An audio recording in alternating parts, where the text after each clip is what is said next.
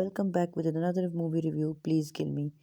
तो यहाँ पे हम देखते हैं कि 14 फेब का डे है और एक औरत जो है वो बहुत बुरे तरीके से बंधी हुई है। और सेकंड सीन में देखते हैं कि 14 फेब अभी शुरू ही हुई है कि एक खातून फुली अपडेटेड टैक्सी से बाहर निकलती हैं and she is like staring people और people are staring back at her, क्योंकि इतनी रात को इतनी योमो लड़की जो है वो बाहर निकलते लोगों को हज़म नहीं होता। और वो लड़की जो है वो एक टैक्सी की तलाश में। इस सीन में नज़र आ रहा है कि ये वही लड़की है जो बहुत बुरे तरीके से बंधी हुई है। और वो इधर देखती है तो उसको एक टेडी बेयर नज़र आता है। टेडी बेयर नज़र आता है, आसपास कोई नहीं होता तो she screams at the top of her lungs, लेकिन आसपास कोई नहीं होता क्योंकि वो इस जगह पे है और ये जगह कोई खंडर है जिसका कुछ नहीं पता कि कहाँ है। नेक्स्ट सीन में हमें एक पुलिस स्टेशन दिखता है क्योंकि क्लियरली ये उसी लड़की की कंप्लेंट आई है जो कि मिल नहीं रही। और ये जो ऑफिसर साहब हैं ये यहाँ के इंचार्ज हैं। और जैसे ही ये इंचार्ज साहब बैठते हैं तो पता चलता है एक लड़का है नर्डी सा जो कि लड़की की फ़ोन के जीपीएस सिग्नल की ट्रैकिंग कर रहा है। और ट्रैकिंग करते हुए उसे एक जगह मिलती है और ये लड़की के अब्बू साहब हैं जो दिखाया जा रहा है कि पहले लड़की के पहुंचने पर से बात कर दे और लड़की उसको अपने अब्बू को खैरियत दे रही थी कि मैं खैरियत से पहुंच गई।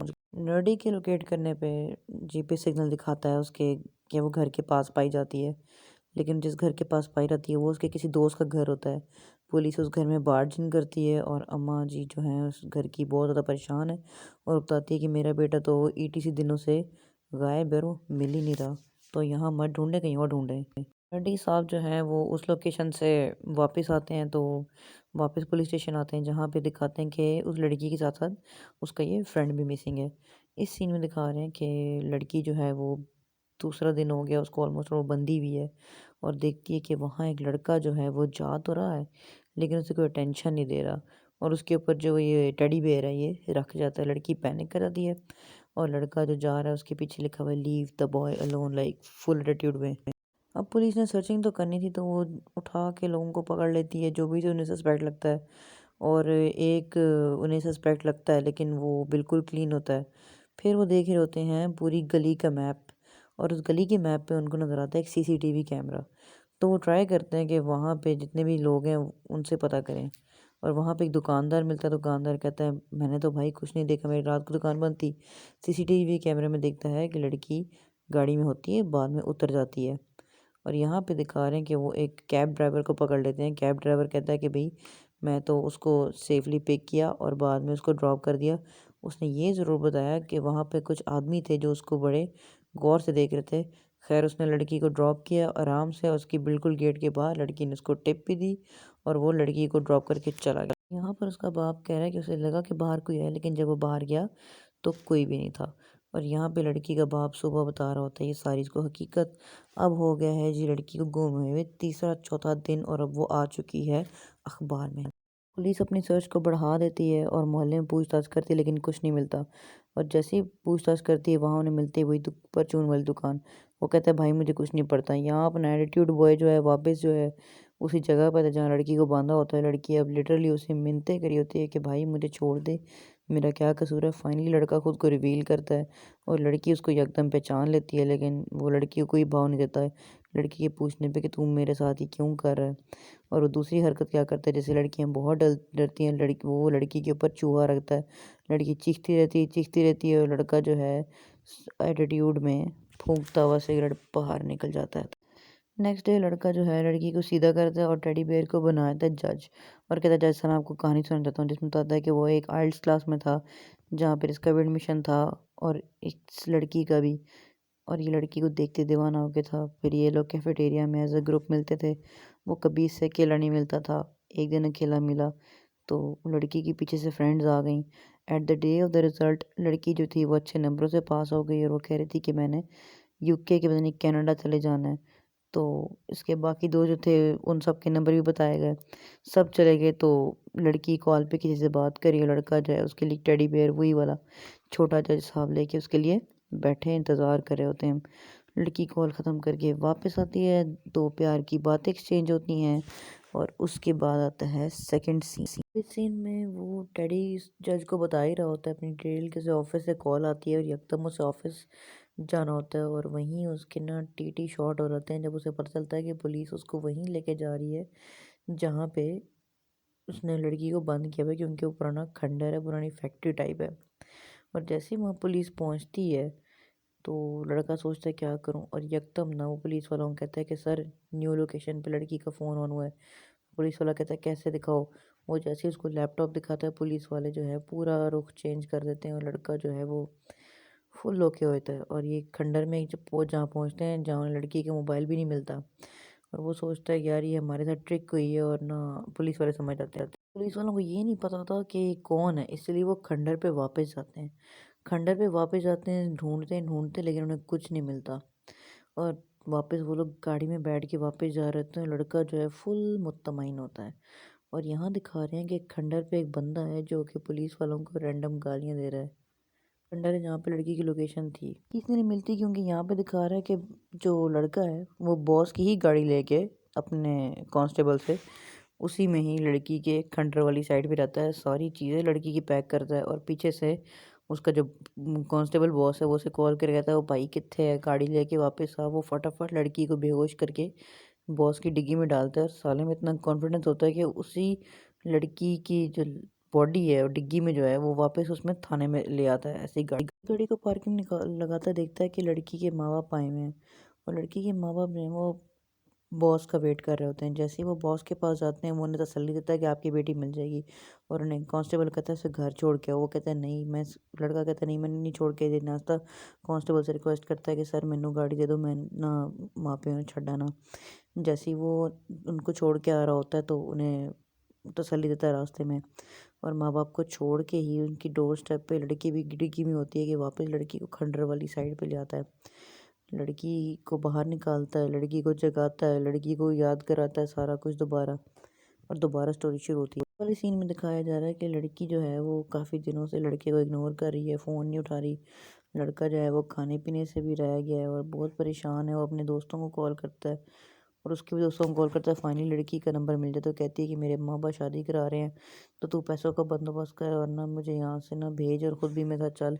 लड़के को समझ नहीं आती कि कहाँ से पैसों का बंदोबस्त करे। वो दोस्तों को फ़ोन करता है, दोस्त से झंडे गिराते हैं। माँ बाप से कहता है कि अभी मुझे पैसे चाहिए, मैंने आउट ऑफ कंट्री जाना है, लेकिन उसके माँ बाप के पास होते नहीं है। वो गुस्सा करके घर से बाहर निकल जाता है और सारी रात सोचता रहता है क्या करूँ। लड़की को फ़ोन करता है, लड़की फ़ोन उठाती है, दोनों थोड़ी बातें करते हैं। वो कहता है मिल, मैं किसी न किसी तरह पैसों का बंदोबस्त करूँगा।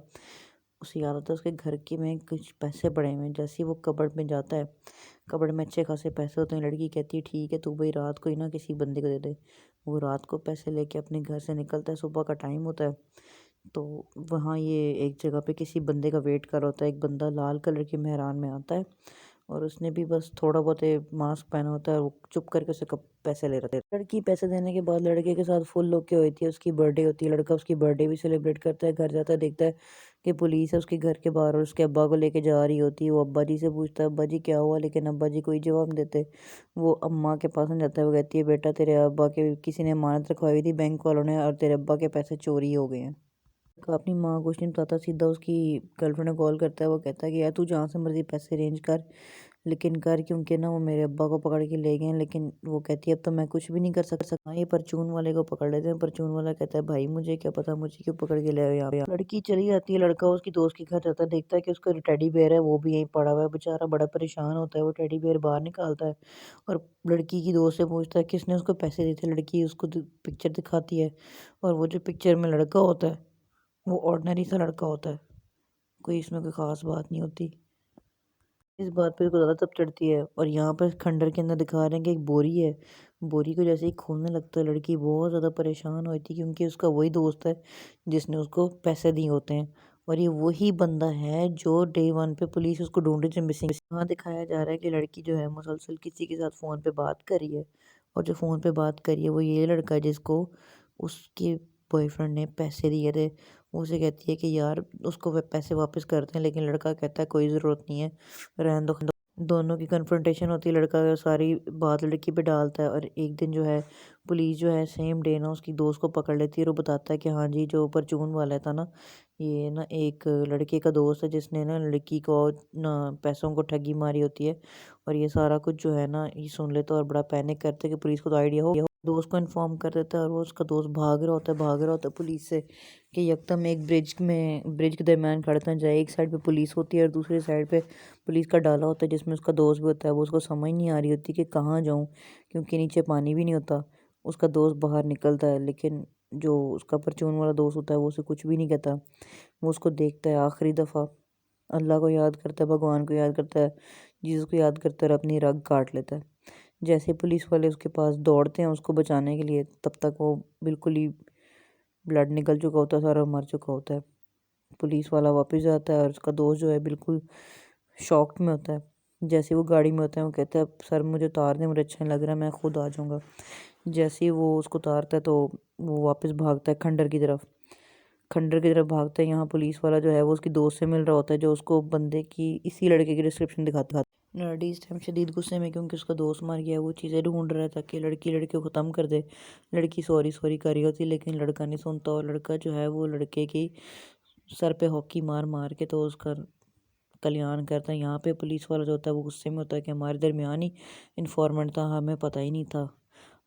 तो लड़की को बताता है कि जैसे वो घर गया था, जब उसके अब्बू वापस आए थे तो उसके अब्बू ने खुद को हैंग कर लिया था और उसकी अम्मी जो है वो शौक से जो है वो मर गई थी। और उसके दोस्त ने बताया कि तेरे अम्मी अब्बू को पता लग गया था कि तूने पैसे चुराए, लेकिन उन्होंने वादा किया था कि नहीं बताएंगे। और उसका जो दोस्त था उसने तो बता दिया उसको, लेकिन वो बेचारा बहुत गिल्ट में होता है नडी। अभी नडी मार ही रहा होता है उसको, पुलिस वाला आया था और वो फ़ौरन डर जाता है। लेकिन उन दोनों की झड़प होती है और नडी को अच्छी खासी मार पड़ती है।